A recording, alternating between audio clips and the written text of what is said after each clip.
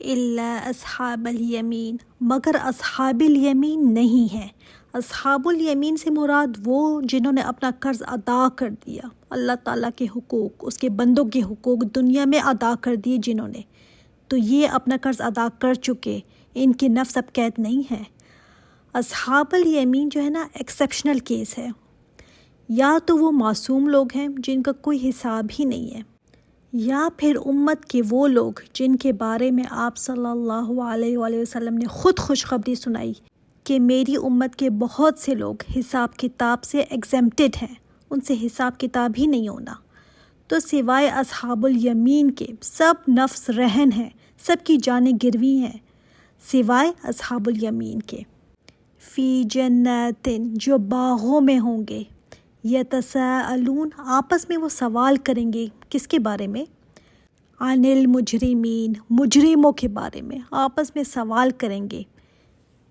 ما سلککم فی سقر، کیا چیز لے گئی تمہیں جہنم میں؟ دیکھیں جنت کہاں ہے اور جہنم کہاں، مگر ایک دوسرے سے کس طرح ڈائریکٹ کمیونیکیشن کر رہے ہیں۔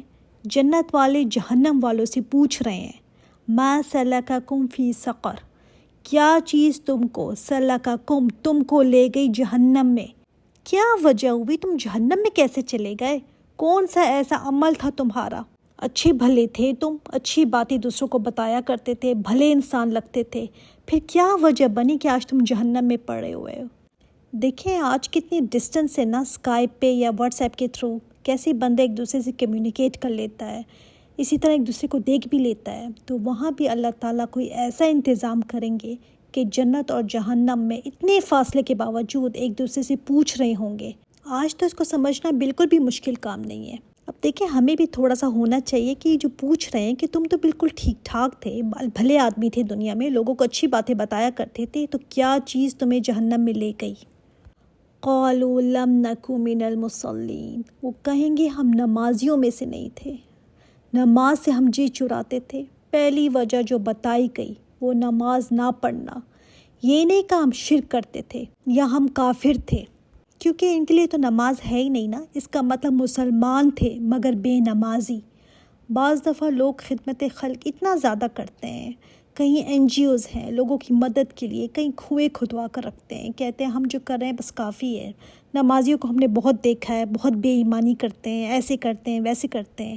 انہوں نے نمازیں پڑھ کر کون سا کارنامہ انجام کر لیا، انتہائی جھوٹے ہیں، جھوٹ بولتے ہیں، تو اپنے آپ کو وہ تسلی میں رکھتے ہیں، حالانکہ پہلا کوسچن ہی نماز کا ہے۔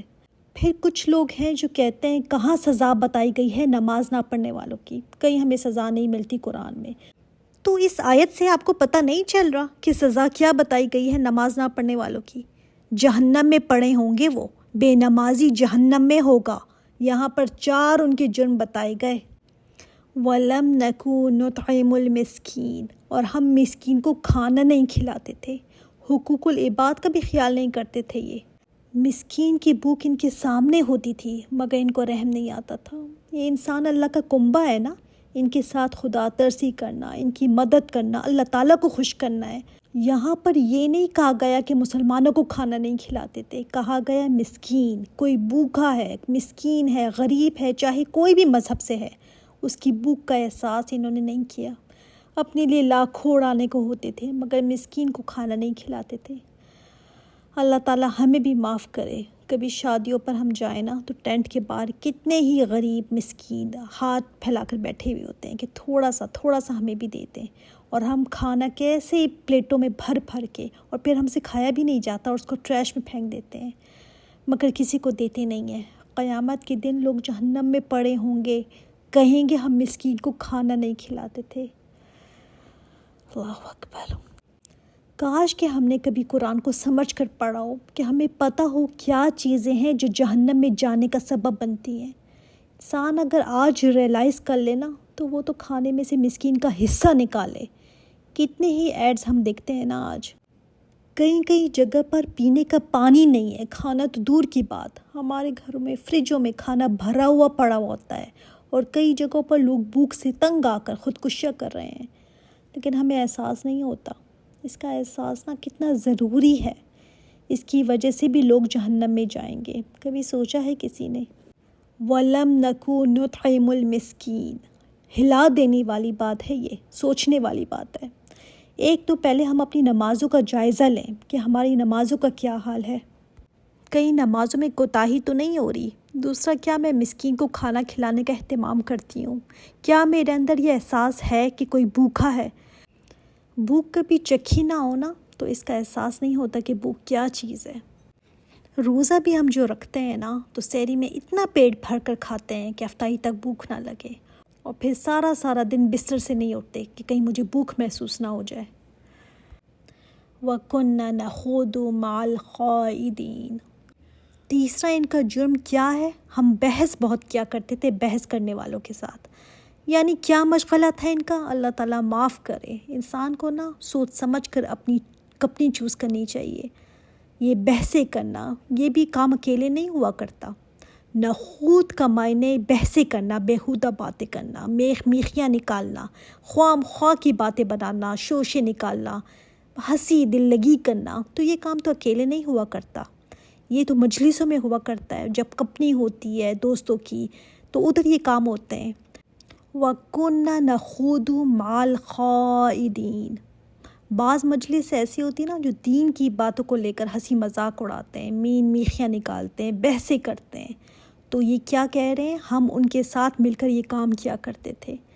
تو بعض مجلسوں میں نا یہ مشغلے ہوا کرتے ہیں، فضول بحثیں کرنا، دین کے کسی احکام کو، کسی بات کو لے کر اس پر باتیں بنانا، اس کا مذاق اڑانا، اس میں بحث کرنا، بال کی کھال کو اتارنا۔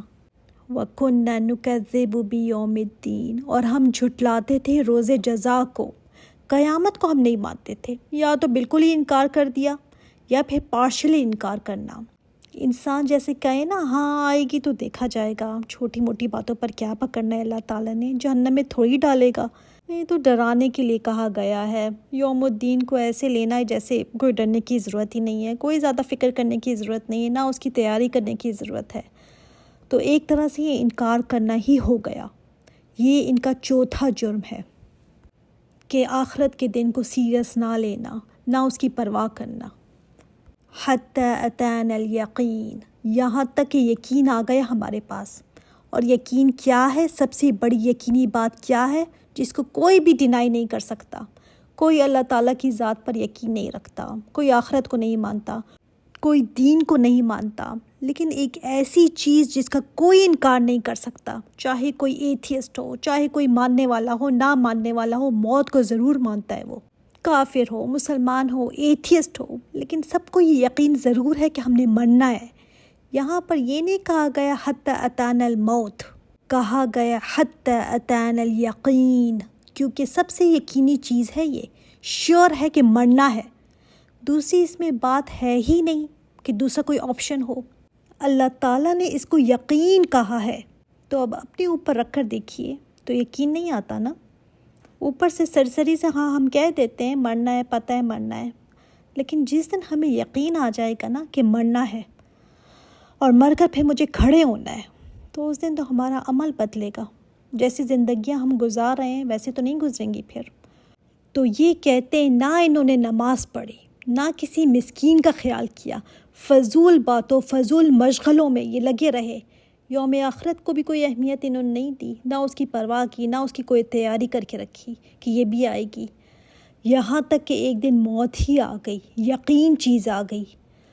اب یہ آگ میں پڑے ہوئے ہیں، مگر ایک بات کلیئر کر دی گئی یہاں پر، فَمَا تَنْفَعُهُمْ شَفَاعَةُ الشَّافِعِينَ، کوئی کام نہیں آئے گی ان کو سفارشیوں کی، کوئی شفاعت کرنے والا، شفاعت ہوگی اس دن قیامت کے دن، آپ صلی اللہ علیہ وآلہ وسلم بھی شفاعت کریں گے، اور انبیاء اور صالحین شہداء بھی کریں گے، لیکن ان کے لیے کوئی شفاعت نہیں کرے گا، اس لیے کہ انبیاء صالحین شہداء بھی انہی کے لیے سفارش کریں گے جن کے لیے اللہ تعالیٰ کی طرف سے اجازت ہوگی۔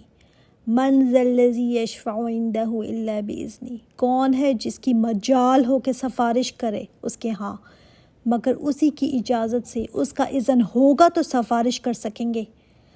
ابن مسعود نے فرمایا کہ ملائکہ، فرشتے، انبیاء، شہید اور نیک بندے اور تمام اہل ایمان شفاعت کریں گے، اور سب کی طرف سے جب شفاعت ہو جائے گی تو پھر مسلمانوں میں سے سوائے 4 قسم کے آدمیوں کے اور کوئی جہنم میں نہیں رہے گا۔ اس کے بعد آپ صلی اللہ علیہ وآلہ وسلم نے یہ آیات تلاوت فرمائی، قالوا لم نکو من المصلین سے لے کر یہاں تک کہ ہم نماز نہیں پڑھتے تھے، کھانا نہیں کھلاتے تھے، فضول بحثیں کیا کرتے تھے اور یوم آخرت کو کوئی اہمیت نہیں دیتے تھے۔ جو یہ 4 کام کرنے والے ہوں گے نا، ان کی سفارش کوئی نہیں کرے گا۔ حضرت عمر رضی اللہ تعالیٰ عنہ نے فرمایا کہ شفاعت مفید ہوگی مگر ان لوگوں کے لیے نہیں جن کا ذکر یہاں پر آیا ہے، جو نماز کو ترک کرنے والے ہیں۔ دیکھیں، ایمان اور کفر کا فرق ہی نماز ہے۔ اس کے علاوہ ایک اور حدیث میں ہے کہ آپس کے جھگڑے چھوڑو، قیامت کے دن میں جھگڑالو لوگوں کی سفارش نہیں کروں گا۔ اس کا مطلب کچھ اور لوگ بھی ہیں جن کے لیے شفاعت ہے ہی نہیں۔ اسی طرح آپ صلی اللہ علیہ وآلہ وسلم نے فرمایا، 2 آدمیوں کو میری شفاعت نصیب نہیں ہوگی، ایک جو ظالم ہے، لوگوں کا حق مارتا ہے، دوسرا وہ جو دنیا میں بہت زیادہ انوالو ہے، بہت زیادہ دین سے نکل گیا ہے، یعنی دنیا میں اتنا زیادہ وہ ان ہے کہ دین کا اس کو کچھ پتہ ہی نہیں ہے، دین سے بالکل باہر نکل گیا ہوا ہے۔ فَمَا لَهُمْ عَنِ التَّذْكِرَةِ مُعْرِضِينَ، تو کیا ہوا؟ اللہ تعالیٰ نے فرمایا ان کو کیا ہو گیا ہے کہ یہ نصیحت سے اعراض برتتے ہیں۔ اللہ تعالیٰ نے سوال کیا ہے یہاں پر کہ کیا بات ہے کہ انہیں نصیحت اچھی نہیں لگتی، کیوں یہ ایسے کرتے ہیں کہ نصیحت سے اعراض کرتے ہیں۔ اعراض کرنا کیا ہوتا ہے؟ بے رخی کرنا، توجہ نہ کرنا، سنی انسنی کر دینا۔ نصیحت کیا ہے؟ قرآن، اس کو ذکر بھی کہا گیا ہے۔ تو اللہ تعالیٰ نے پوچھا کہ کیا وجہ ہے کہ ان کو یہ قرآن اچھا نہیں لگتا، اس کی بات اچھی نہیں لگتی، اس کی طرف توجہ نہیں کرتے، انٹرسٹ نہیں لیتے، کیوں بھاگتے ہیں اس کلام سے؟ یہ تو تمہارے فائدے کی چیز ہے، کیوں تم اس میں دلچسپی نہیں رکھتے؟ اس کا رویہ اس قرآن کے ساتھ تمہارا کیا ہے؟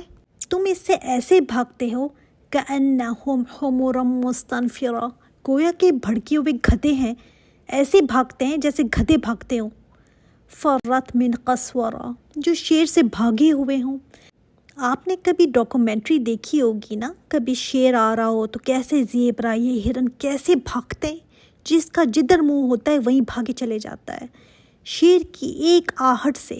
تو اللہ تعالیٰ نے قرآن سے بھاگنے والوں کی مثال اس سے دی ہے کہ اتنا تمہیں قرآن کی بات، اس کی نصیحت بری لگتی ہے، ایسے تم اس سے بھاگتے ہو جیسے پیچھے شیر گدھوں کے لگا ہو، جیسے وہ سرپٹ بھاگتے ہیں، پیچھے مڑ کر نہیں دیکھتے، اسی طرح تم اس قرآن سے بھاگتے ہو۔ اور واقعی میں مسلمانوں میں کئی ایسے لوگ ہیں، اس کو سن کر ایسے بدکتے ہیں، سن کر اٹھ کھڑے ہوں گے، یا تو مجبوری میں کہیں بیٹھنا بھی پڑ جائے تو ادھر ادھر پہلو بدلتے رہیں گے کہ یہ کیوں ایسے ہوتا ہے انسان کے ساتھ۔ انٹرسٹ نہیں ہے نا، دلچسپی نہیں ہے۔ ابھی کوئی کپڑوں یا فیشن یا کوئی سیل لگی ہو، اس کی کوئی بات کر لے تو وہ جو دور بیٹھے ہوں گے نا، ان کے بھی کان کھڑے ہو جائیں گے کہ کدھر لگی ہوئی ہے سیل۔ رب نے تو یہ نسخہ بتایا ہے جہنم سے بچنے کا، اور تم اسی سے بھاگتے ہو، اس کے کلام سے بھاگتے ہو، جیسے جنگلی شیر سے گدھے بھاگتے ہوں۔ بل یرید کل امرئ منہم ان یؤتی صحفا منشرہ، بلکہ ان میں سے ہر شخص یہ چاہتا ہے کہ اسے کھلے صحیفے ہاتھ میں دیے جائیں۔ کفار مکہ کہتے تھے نا کہ آپ صلی اللہ علیہ وسلم میں کیا ایسی خاص بات ہے، ان پر کیوں وحی آتی ہے، ہمارے پاس بھی آیا کرے، ہم کیوں نہیں نبی بن سکتے، ہمارے پاس مال ہے، دولت ہے، سرداری ہے، عزت ہے، ہم پر بھی وحی آیا کرے، اور اس کے مستحق تو ہم ہی ہیں، ہم میں سے ایک ایک کے پاس وحی آئے گی تو پھر ہی ہم مانیں گے۔ اللہ تعالیٰ نے فرمایا کلا، ہرگز نہیں، ایسا نہیں ہوگا، بل لا یخافون الآخرہ، اصل بات یہ ہے کہ ان کو باتیں اتنی زیادہ اس لیے بنانی آتی ہیں نا کہ ان کو آخرت کا ڈر نہیں ہے، ان کے اندر یہ خوف ہی نہیں ہے آخرت کا۔ اور واقعی میں جب آخرت کا خوف نہیں ہونا انسان میں، تبھی وہ جرأتیں بھی کرتا ہے دین پر، اللہ تعالیٰ پر ایسی ایسی باتیں بھی لگاتا ہے۔ خوف نہیں ہے نا اس کے اندر، آخرت کو ماننا ایک الگ بات ہے، دیکھیں اس کا خوف رکھنا الگ بات ہے۔ آخرت کا خوف نہیں ہوگا نا، پھر چاہے جتنا مرضی قرآن و حدیث پڑھا ہو کسی نے، بہکا کا بہکا ہی رہے گا۔ جو چیز انسان کی گمراہی کا سبب بنتی ہے نا، وہ ہے آخرت کا خوف نہ ہونا۔ تو اللہ تعالیٰ نے یہ اصل وجہ بتائی کہ یہ باتیں اس لیے اس طرح کرتے ہیں نا کہ ان کو آخرت کا خوف نہیں ہے، اور کل یہ چیز ان کے اندر تھی، آج ہم اپنے اندر دیکھ لیں، ہم بھی اپنا جائزہ ساتھ ساتھ لیتے رہیں نا کہ ہمارے اندر آخرت کا خوف ہے کہ نہیں۔ ہمیں کوئی کہہ دے کہ اسٹارم آ رہا ہے تو کیسے ہم سارے کام پیچھے کر کے گروسری کی طرف بھاگتے ہیں نا کہ گروسری میں جلدی سے کر لوں کہ اسٹارم آ رہا ہے. اور اللہ تعالیٰ نے بتایا کہ آخرت آئے گی، لیکن آخرت میں اعمال کی پونجی اگر کم پڑ گئی یہ فکر ہمیں نہیں ہوتی. نہ ہی اس سے ہمارے دن کا چین خراب ہوتا ہے، نہ ہی رات کی نیند حرام ہوتی ہے. اولاد کے لیے فکر ضرور ہوتی ہے کہ اس کو جاب نہیں مل رہی، اس کو کام نہیں مل رہا، لیکن یہ فکر نہیں ہوتی کہ میرا بیٹا نیکی میں پیچھے ہے، میرا بیٹا نماز نہیں پڑھتا. نہ اپنے لیے خوف ہے، نہ اپنی اولاد کے لیے خوف ہے. اور یہ باتیں جو ہم پڑھ رہے ہیں کسی اور دنیا کے کسی اور پلینٹ کے لوگوں کی باتیں نہیں ہیں، وہ بھی ہمارے جیسے انسان ہی تھے. بس فرق یہ کہ آج یہ ہمارا ہے اور کل وہ اسی زمین پر چلا پھرا کرتے تھے جیسے آج ہم چل پھر رہے ہیں. اس کے علاوہ کیا فرق ہے؟ کسی اور مخلوق کے کسی اور پلینٹ کی بات تو نہیں ہو رہی نا یہاں پر. تو اللہ تعالیٰ نے فرمایا کہ ان کو آخرت کا خوف نہیں تھا، یہ تھا ان کا پرابلم. پھر خود ہی ہم اپنے اندر بھی چیک کر لیں کہ میرے اندر کتنا خوف ہے. جس طرف آپ کی دوڑ ہوگی نا اسی سے آپ کو خود ہی پتہ چل جائے گا کہ میرے اندر آخرت کا خوف کتنا ہے.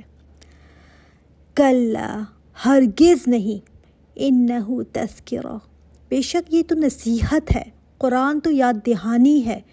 فمن شاء ذکرہ، جو کوئی چاہے اس سے نصیحت حاصل کر لے. سب کے لیے ہے قرآن، جو چاہے نصیحت پکڑ لے.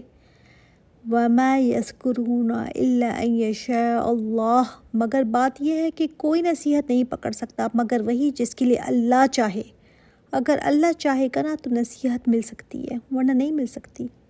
اس کا مطلب ہر کام اللہ تعالیٰ کے اذن سے، اس کی اجازت سے ہوتا ہے. اللہ تعالیٰ کی قدرت چلتی ہے تو کام ہوتا ہے، بغیر اس کی دی ہوئی توفیق سے کوئی بھی کام ممکن نہیں. ایک سانس جو ہماری آ رہی ہے جا رہی ہے نا، وہ بھی ہماری مرضی سے نہیں، وہ بھی اللہ تعالیٰ کے اذن کے ساتھ ہے.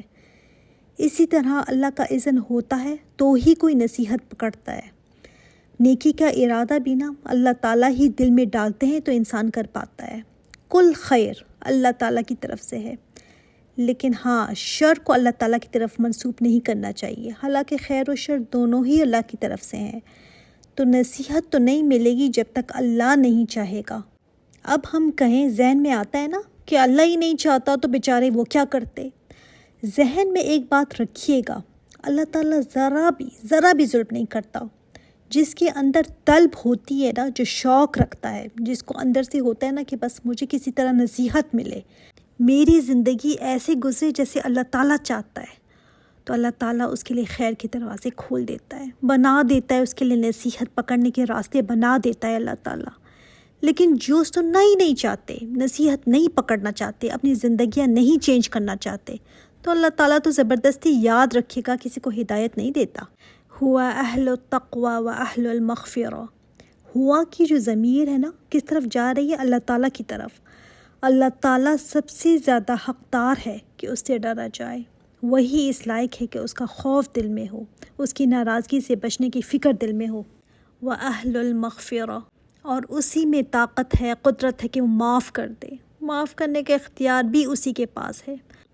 آپ صلی اللہ علیہ وآلہ وسلم نے اس آیت کو تلاوت فرمایا اور فرمایا کہ تمہارا رب فرماتا ہے کہ میں ہی اس قابل ہوں کہ میرا شریک ٹھہرانے سے اجتناب کیا جائے اور کسی کو میرا ساتھی نہ بنایا جائے، اور میں اختیار رکھتا ہوں کہ جو تقوی اختیار کرے اس کو میں بخش دوں. اللہ تعالیٰ اس کا اہل ہے کہ جس کو چاہے بخش دے. آپ صلی اللہ علیہ وآلہ وسلم نے پوچھا اپنے صحابہ سے کہ اللہ کا حق بندوں پر کیا ہے؟ انہوں نے کہا اللہ اور اس کا رسول بہتر جانتے ہیں. تو آپ صلی اللہ علیہ وآلہ وسلم نے فرمایا اللہ کا حق یہ ہے کہ اس کے بندے اس کے ساتھ کسی کو شریک نہ بنائیں. پھر آپ صلی اللہ علیہ وآلہ وسلم نے پوچھا بندوں کا حق اللہ تعالیٰ پر کیا ہے؟ تو انہوں نے یہی جواب دیا کہ اللہ اور اس کا رسول بہتر جانتے ہیں. تو آپ صلی اللہ علیہ وآلہ وسلم نے فرمایا کہ اگر بندے شرک نہ کریں تو اللہ تعالیٰ بھی پھر ان کو جہنم سے نجات دے دے. یہ ہے بندوں کا حق، تو وہ معاف کر دے گا، معافی بھی ملے گی. اور تقوی کا حقدار بھی وہی ہے کہ سب سے زیادہ اس کا تقوی اختیار کیا جائے. الحمدللہ، اللہ تعالیٰ ہمیں اس قرآن کو سیکھنے سمجھنے کی توفیق عطا فرمائے. آمین. سبحانک اللہم و بحمدک، اشہد ان لا الہ الا انت، استغفرک و اتوب الیک. السلام علیکم ورحمۃ اللہ وبرکاتہ.